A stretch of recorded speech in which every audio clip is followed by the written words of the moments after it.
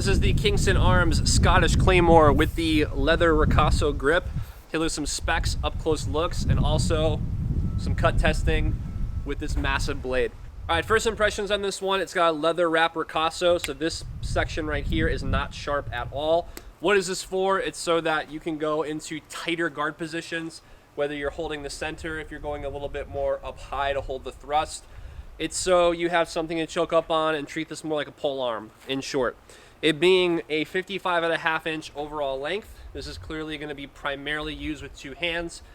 All the cut testing that I did with this was with two hands, so I don't see really a lot of instances at all where you would use this with one hand, honestly, especially because it's 4 pounds, 4 ounces. I could maybe see you going, if you're using this like a spear, I would not recommend doing this. I was just thinking about this right now.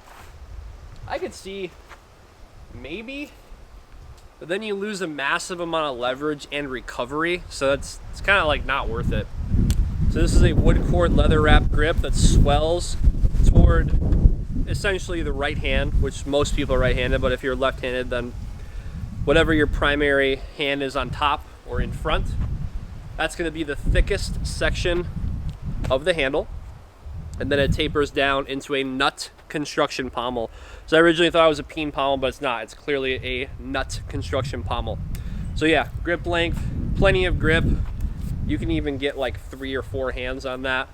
So you got plenty of grip. The cool thing about greatswords and claymores, because this is the claymore, but greatswords as well, is the ability to change the leverage point on cuts.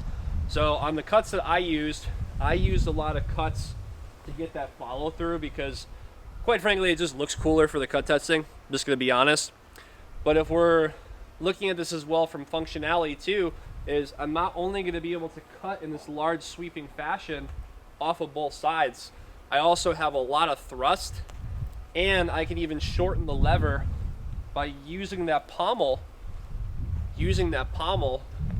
to bring that cut around, or I can extend that by extending the arms over that.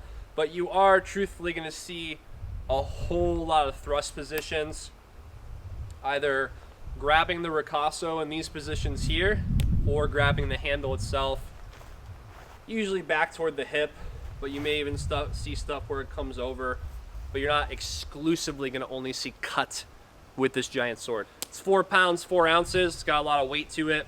I don't see a lot of times where you'd use one hand with it, where you'd like bring that back around. You probably could if you were pushing somebody out and they're running away. You can create that cut and then bring it around. Just don't miss. It's going to be a big problem if you do. So overall first impressions, it's a 1566 high carbon steel. The edge is plenty sharp enough to do cut testing on. I don't anticipate you needing to get a sharpening surface on it at all. And with having a fuller in the middle, it's going to take out some excess weights, improve the point of balance, and overall just a really solid looking blade. Let's do some up close looks of this one so you can see what I see with the Scottish Claymore from Kingston Arms. Overall length 55.5 inches, blade length 41 inches. The weight is 4 pounds 4 ounces with a sharp edge. Blade width 42.5 millimeters. Thickness 6 millimeters down to 4 millimeters. Pommel is a nut construction with a point of balance of 4 3/4 inches from the guard and a grip length of 10 1/2 inches. Blade steel is a 1566 high carbon steel, culture Scottish, and this is manufactured by Kingston Arms. Here's a couple more up close looks of this one just to give you some fine details on the ricasso and on the crossguard and the handle. Remember, this is a wood cord leather wrapped handle.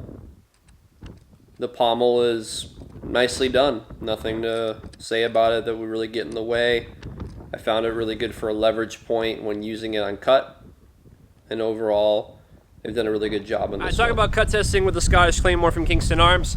I think 99% of it was this reverse line of the cut. I don't really train with claymores and greatswords a whole lot, so if anything, I train with the staff and the spear a significant amount more than I do with a claymore or a greatsword. So I worked that big backhand cut and everybody likes off of that. If I had more tatami mats, I would have worked a little bit more of some slicing and some wrist cuts and elbow cuts, but I didn't. I only had one tatami mat. So, and I think I did one upward cut, grabbing the ricasso on the uppercut line. The tatami mat did go flying as I need a new stand, but you'll see. I'm gonna throw it in there anyway. So let's take a look at the cut testing with the Scottish Claymore from Kingston Arms.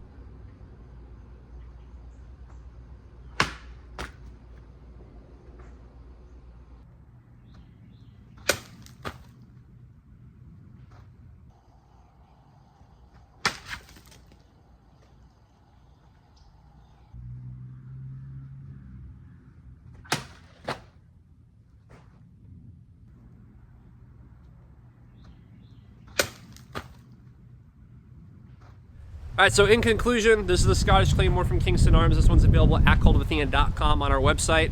Be sure to pick this one up if you're looking for a massive sword that's pretty good price point and also just kind of overperforms on quality. From the edge to the fuller, the leather wrap ricasso is a really nice aesthetic piece that they put on there as well, especially if you are someone who's going to do cut testing or you just enjoy Scottish history. This may be something you want to pick up.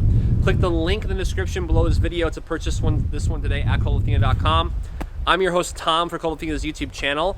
Make sure you subscribe to our channel, follow us on TikTok and on Instagram, and I'll see you in the next review.